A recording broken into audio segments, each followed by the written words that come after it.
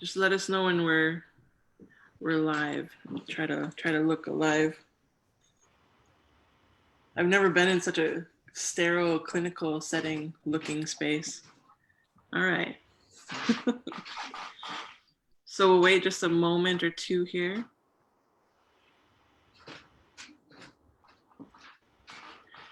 Hey everyone, my name is Prairie Rose Seminole. I'm the Program Manager for Advanced Native Political Leadership. Thank you for joining us this Friday evening to talk about the 2020 election. I am joined tonight by journalist Mark Trahant, editor of Indian Country Today, as well as two co-founders for Advanced Native Political Leadership, Anathea Chino and Kille. Welcome everybody. So we first want to I want to congratulate Kille on your recent win. Wow, congratulations, President for the Oglala Sioux Tribe. Thank you for carving out time to join us today. Definitely. Thank you for setting this up, Perry, and I appreciate all you guys' support. And it's just an amazing opportunity. And, I just look forward to seeing what happens in the next 2 years. So. Yeah, for sure. So this has been a really crazy week, and I know we're all sitting with a lot of moving pieces and waiting for numbers to come in and states to be declared, but how is everybody feeling? I guess, I don't know if anyone's a Rocky Horror Picture Show fan, but in the middle when they create the creature, they say, okay. And it says, okay, just okay. Yeah, this time it is just okay. There are some pluses and there's some definitely minuses in this election. And there's a lot to build on though. And I think that's the optimistic part. I think, just feeling fatigued, I think one of the unique things about, participating in this year's election, like literally on the ground, was, I think this applies to, every level, is that whether you're working on a presidential campaign, just a field organizer with a nonprofit or a Senate race or, tribal race, it was this such a unique time to be on the ground, just because of, how fluid everything had to be in terms of, you had to readjust, rethink, replan, and just, so I definitely empathize with all of our organizers who are watching us and helping us debrief, because they did a crazy job, and you think about all the wins that came out of Native communities. I'm sure Mark will cover that. It's amazing the jobs that we've done, and we just had record turnout in South Dakota. We had the highest amount of voters since 2008, so it was pretty crazy. Yeah, it's really incredible. I think of all of the ways that we consistently make history in Indian country, and the work that we're doing, the number of people who are running and winning, and just running generally, and all of the strategy that goes into that is really incredible when we think about politics and how we demystify the process. And then we get to a point like this, which feels like, which to me is like what keeps rising up, is that like our country is just severely divided in many different ways. And so there's a lot to really hold, as like we build up what it looks like to like build political power for Indian country, and really holding that like people have different views than we do, and like often. So what does it look like to consistently like move forward for all communities and equity, and to recruit more people to be a part of this process? And it is, so I feel like it's so emotional, I mean, it's like you're deeply invested in this because there's real people behind the issues that our leaders are going to support and ideally advocate for every single day in their jobs, in their offices. And so we're just really deeply invested in making sure that we're represented in spaces accurately and well, and there is a reflective democracy that is reflective of like what people want and are seeking. And there's a lot of work to do going forward, and a lot to celebrate in this moment right now. Absolutely. Lots to celebrate, lots to discuss. I mean, the reality that we live in a country that is, typically divided, right? The numbers are so close, which is an opportunity, I think, for a lot of us to build on, especially with the younger generation coming in. I got a quick question though for you, Kevin. Just spending a little bit more time on the tribal election piece. Is you were a former state senator and representative for South Dakota, but you came back home. What brought you back to the community after serving such a long time in your state legislature? I think it was, just gaining skills while being in legislature, and understanding and really being in kind of on the front lines of, legislating, enacting legislation and understanding about how our communities are kind of left out of that equation. And, I think one of the things when I transitioned out in 2018, it was after 10 years. And I think I was really intentional about saying that, I think it's good that we kind of create spaces for, other people to kind of fit in, because one of the things about democracy, I think it runs better when there's more voices and when there's different voices and different people. And so one of the things that I was really intentional about is just trying to find other people to kind of lift up into those positions. And thank God there were some that stepped up that year, and we were able to get 2 Native women elected to that position. One in the House, one in the Senate, both Oglala Lakota tribal members. And I think there was another tribal member who served, and he was a tribal member. So it was really unique just to kind of be in that space, but also like when we leave out of office, who's going to replace us, and then when we go into new places. Such as tribal president, like what are the experiences, the skills, the networks that we're bringing with us, and how can we use that to kind of uplift our voices, and I think that's kind of what brought me back, is this understanding that, I had a lot of experience to offer my community. And then, I really prayed about it. And, like one of the things that I had a ceremony this summer, and it was something that it was not only at that ceremony, but a culmination leading up to that really helped me decide, because anytime I decided to run, there was always a threshold. If I was 90% sure that I was going to do this, it's always, you always try to get to that 100%. So you ask your friends and family if it's right. And I just, I was just at that point, it was about 90% sure. Then finally I made the decision, because it's like, at the end of the day, that's what I appreciate about the work of everyone on the community in the call, and who's probably watching this, is that at the end of the day, we're all we got. And I think it's really important to understand that. And and now that it looks like, and Mark can kind of cover this as well, with the ramifications of the presidential election. But I mean, we really got to be prepared for when if a new administration comes in, and because they're going to start planning like this week, literally, and Anathea probably reflect on that too. So it's just that's kind of what brought me back home, but also just offering my experience, and it was it was a good thing. So. Thank you for that.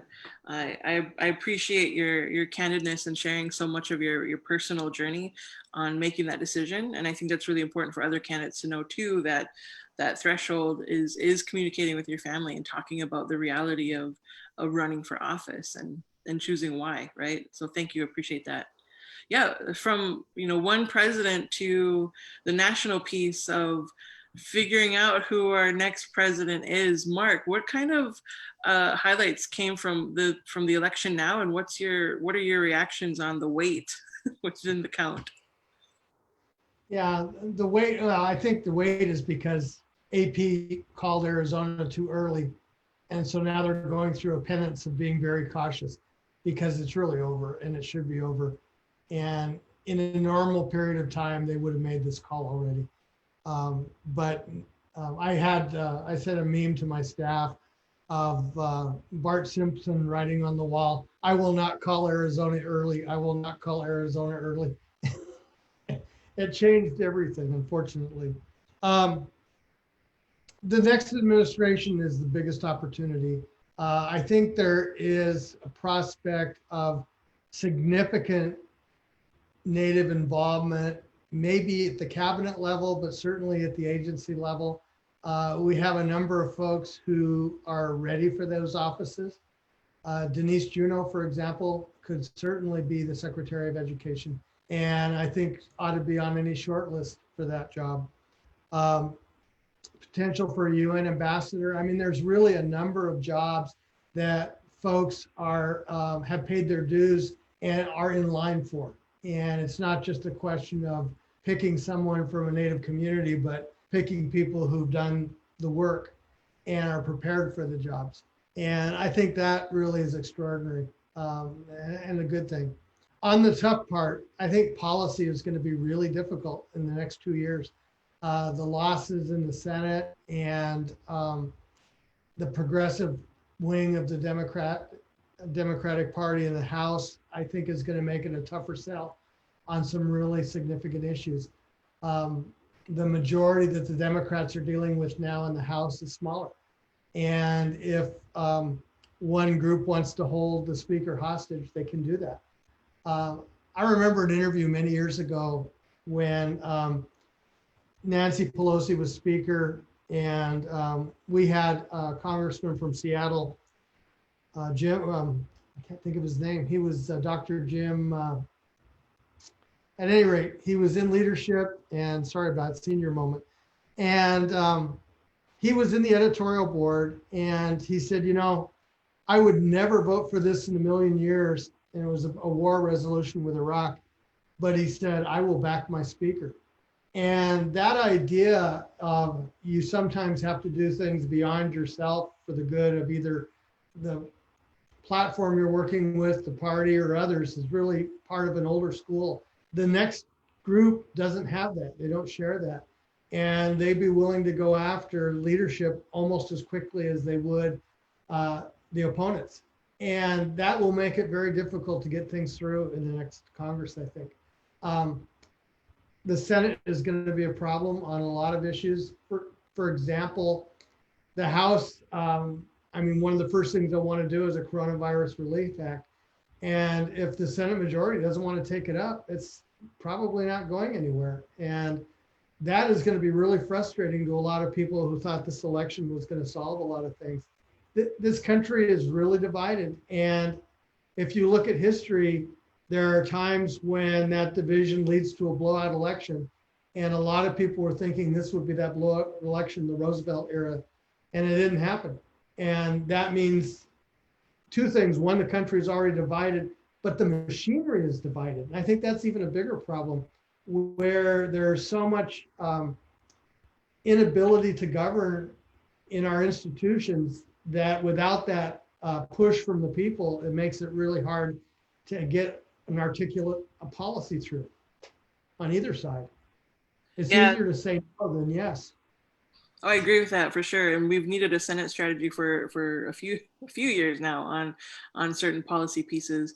But do you think with the wave of the Native vote across the country, and we're still looking at how we can track that data specifically on those types of numbers having an impact on state elections, especially within battleground states, do you think that one, there's a way to capture that information or as an organization, but two, having an impact on the midterm elections coming up in a couple of years, there might be something that we can absolutely build on and grow constructively, true change in the way of what the people are saying to their representatives in Congress and in the Senate.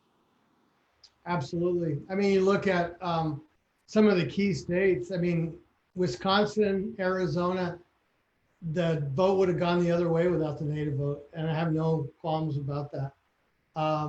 Maricopa County, which is the largest by far, was 53% Trump, and there's no way you lose a state like that unless you have a lot of ground coming from somewhere else. Some of it was Tucson, but the Navajo counties and some of the other tribal communities made a huge difference. Yeah, looking at a lot of the maps across the country, and if you overlay those blue spots in typical red states, those blue spots are definitely coming out for, the Native vote, can be attributed to the Native vote for sure. So tracking that information is something that I feel is valuable in the long term. Anathea? I just want to jump in and say that like as a reminder that we were talking about before in the conversation, that we were having before the election is that voting is just one part of this process. And I think like one of the things that I think about like as we build the work and like move forward in the work with Advance is that keeping in mind the impact of the Senate and like what it would look like to be halted in many different places and how frustrating that will be in terms of like the full process, is that we need a lot of education in our communities, because like what I constantly worry about is like apathy, and like we've spent a lot of time and energy asking people to register, asking people to get out, telling them that their vote makes a difference, telling them that their voice is powerful.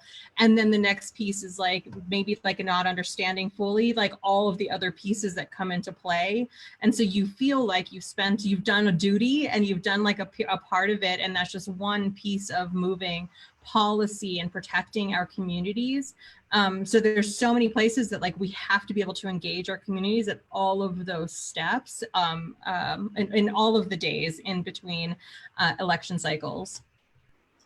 Yeah, I agree with that. The political education needed, I mean, not just for Native voters, but for all voters, and thinking about, you know, what does this politician do for me and in this governance structure, and even breaking down what is this governance structure, what are the mechanics of it, and how do we move within that space, whether it's policy or candidates or votes, or legislation, right? Like along with that policy piece, it's meaningful to our voters to understand the system that they're in. And unfortunately, there's a huge disconnect between our voters and the system that we're in.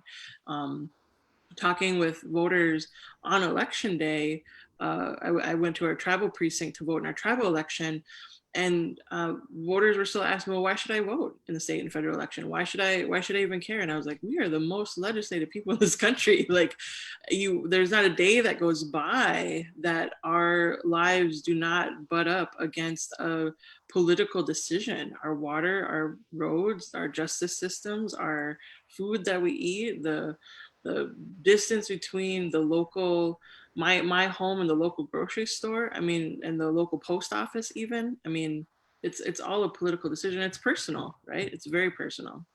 We can go on another tangent with that another day, but go ahead, Mark.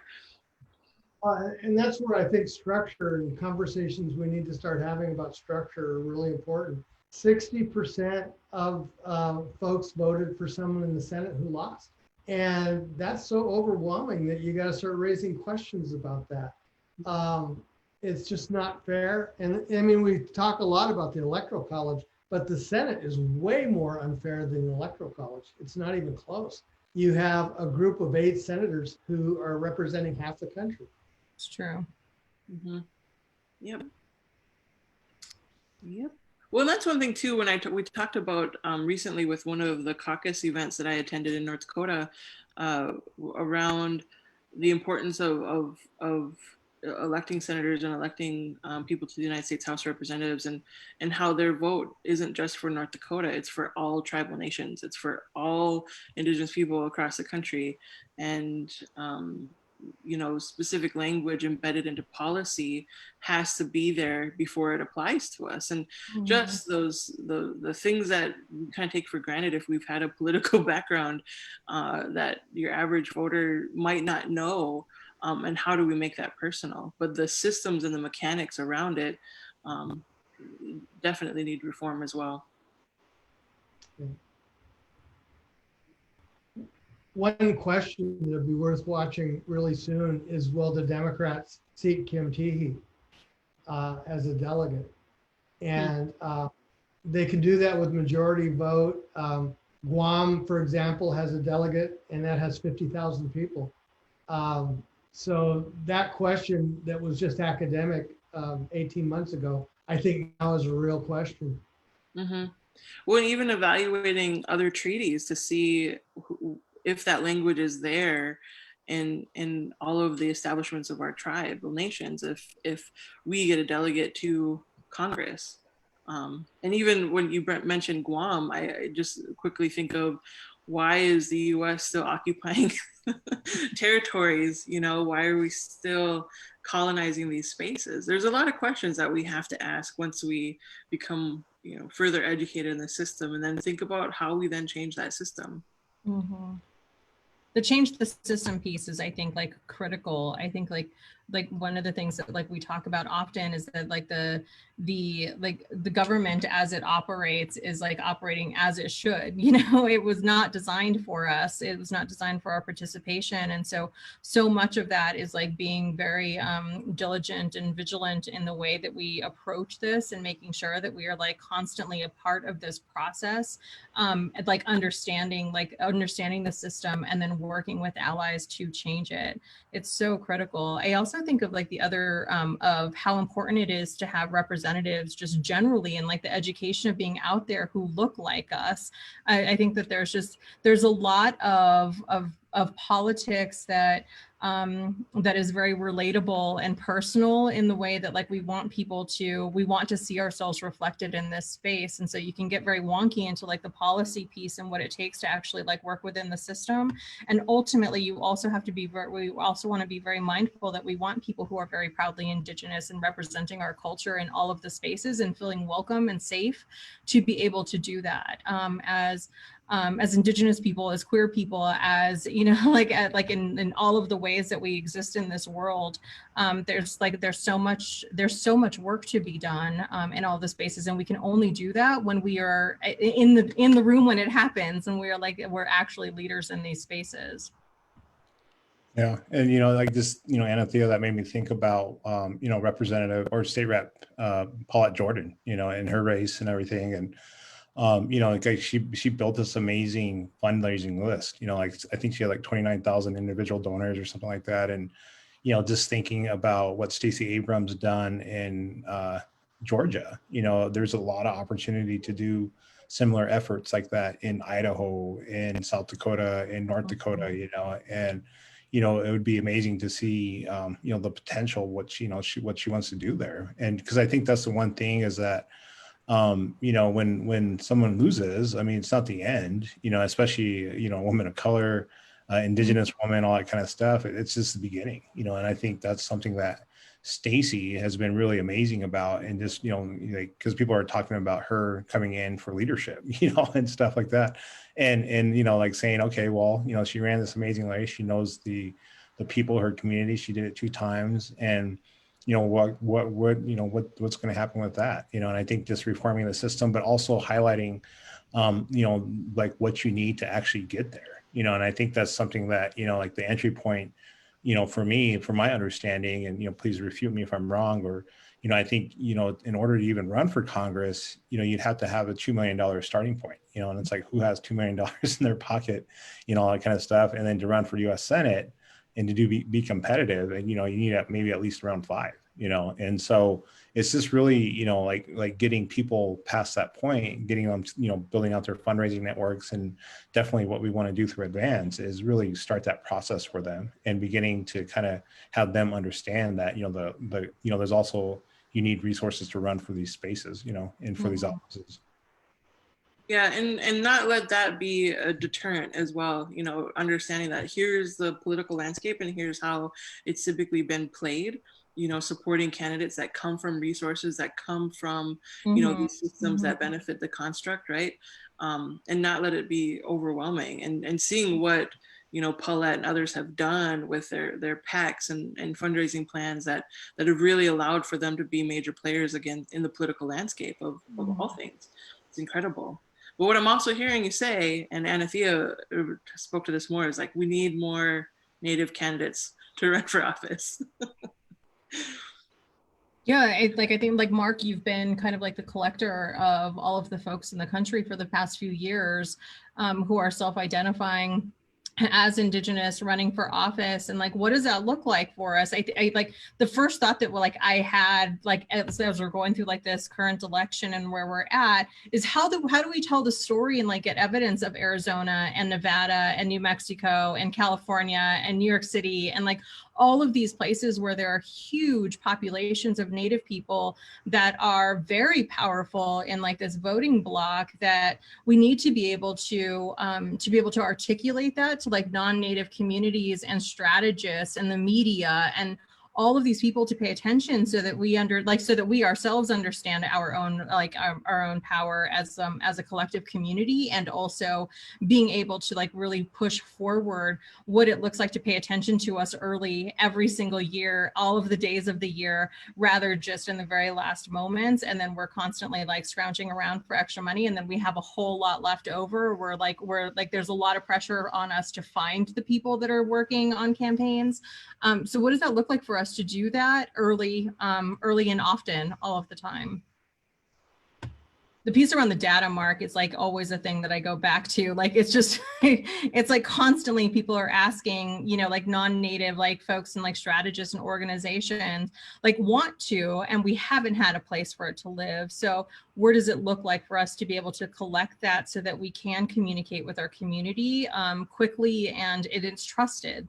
The trusted piece, especially with so much disinformation and misinformation out there, is critical, that we are able to share guidance and be able to share just information with our community. Is just so it's just necessary. This is one of those areas where I can't take credit for it anymore, because this year we really built a team, and particularly Anathea Chavez took over, and spreadsheets. And this year she added maps, and the maps are just spectacular. And there were 110 candidates we were following.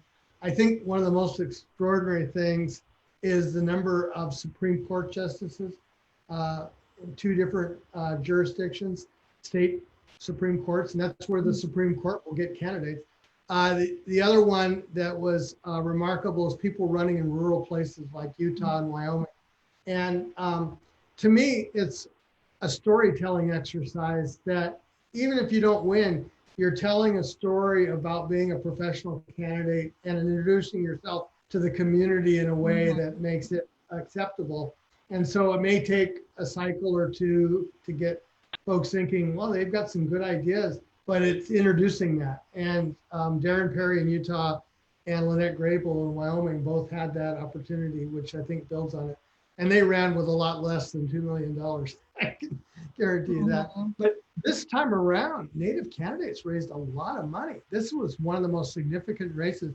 I remember talking to some of the first round of folks who ran for Congress, and Joe Pacotas, who was tribal chairman at Colville, ran in the Washington 5th. And he said, when I was in the tribal council, people would come to us for money all the time, and I'd be giving it. Now I'm a candidate asking tribes, and I'm not getting it.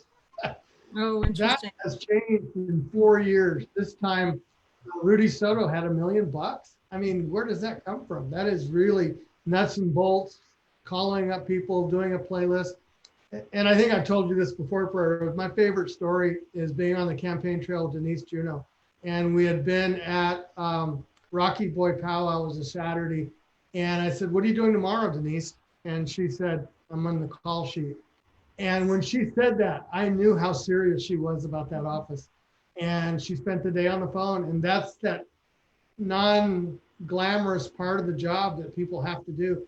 And this round, this election cycle, people did it. Yeah, I think that's one thing that's changing across the country, is that realness that candidates are putting behind this plan. I know I come from a state where a lot of our candidates are just kind of put forward as sacrificial almost, and not necessarily having a plan. And you ask them about, well, what's happening after election day? You know, I go home. It's like, no, plan to win and do the work, for sure. Mm-hmm. And we haven't had people to work in all of the spaces either. It's Kevin and I are our advisors for Inclusive, and looking towards actually being able to pull together political operatives and campaigners and campaign directors. I mean, I think it's always been something, especially in Indian country, is finding people who can do digital organizing, who are strategists, and people who can lead the campaigns, who understand our communities, who are able to develop that on our own without going to outside communities. Part of our challenge is always like we have to educate our own teams, and then we have to then translate that into like our campaigns and educating non-native either constituents about Indigenous issues. And that's always one of we did an interview with the candidate when we were like initially starting Advance years ago. And she was talking about campaigning she's Navajo, an attorney, very accomplished, campaigning in a mostly white community.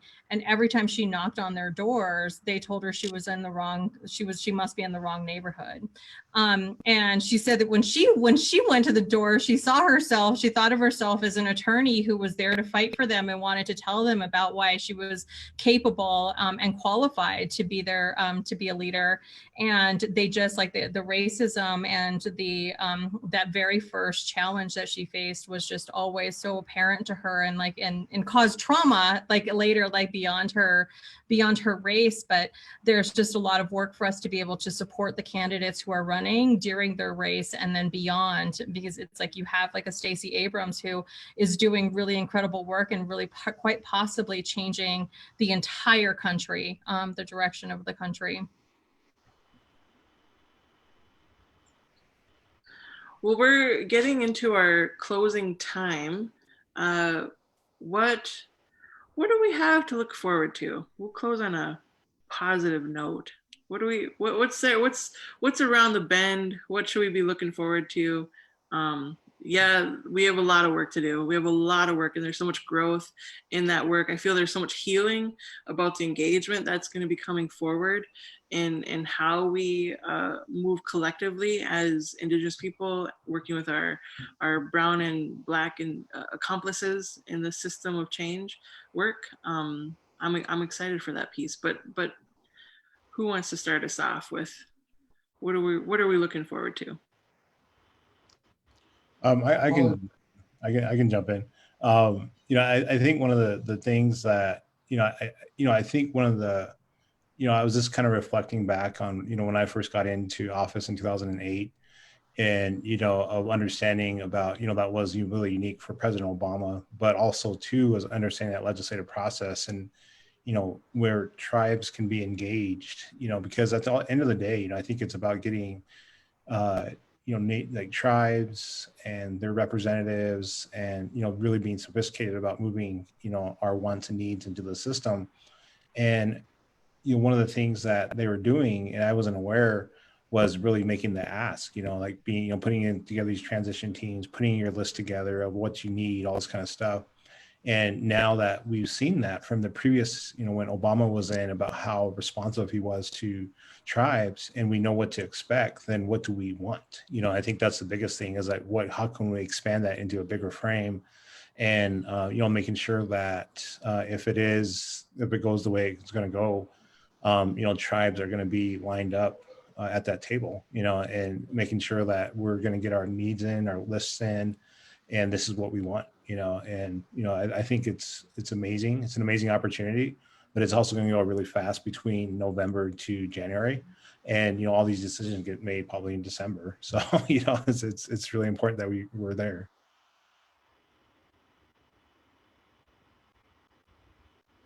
Thank you, Kevin. Mark? Well, two things. One, there are 4,000 federal jobs that need to be filled.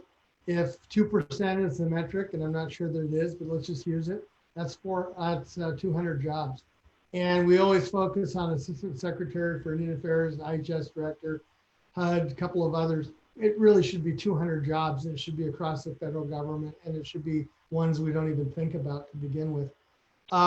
Second, what's next, I think, is the really hard but critical work of redistricting. We got to try to get on redistricting commissions. We got to be in touch with people about redistricting. We got to have lawyers ready on redistricting. It has to be the primary focus. If you look around the world, the most successful governments have districts where Indigenous people have a sure seat, and then build out from that. That's what worked in Montana. And now to try to get beyond that, I think it needs to start with districting and making sure that there's a solid way for people to be represented. Thank you for that. Just to touch on Mark's like parody on like what it looks like to like achieve that for like advancing the work that we're doing is that like if we were to have equitable representation of our population to elected offices across the country, we would have over 700 people in elected offices. And like that's the work that like Advance is like aiming to do, is recruit more people to run for office, help us understand the political process. How the offices impact our lives, and the incredible work that Prairie Rose that you'll be leading will be training people to be able to be prepared in all of these spaces and making sure that we have a seat at the table. I think that there's like in the coming weeks and months, and we have organizations like Illuminative working on narrative shift and what it looks like for us to be included in all pieces of culture. And then all of the, and then you have other organizations that are doing grassroots organizing like Native Organizers Alliance, all working together. And you have folks like Kevin leading our communities. Is that like we're really in this place where all of the pieces and the coalition and the collaboration and how we're working together is just really beautiful and powerful. And it's just that we are in a place where there's just a lot to come, and 2021 and beyond, especially as we think of what it looks like beyond like elections, but to like actually build power that is inclusive and representative of our communities every single day, all of the time. So I'm hopeful about the future. Oops. I am too. I'm very hopeful. Regardless of the outcome this week, I'm still putting my hopeful hat on. So we got this. Thank you, everybody, for spending your Friday night with us.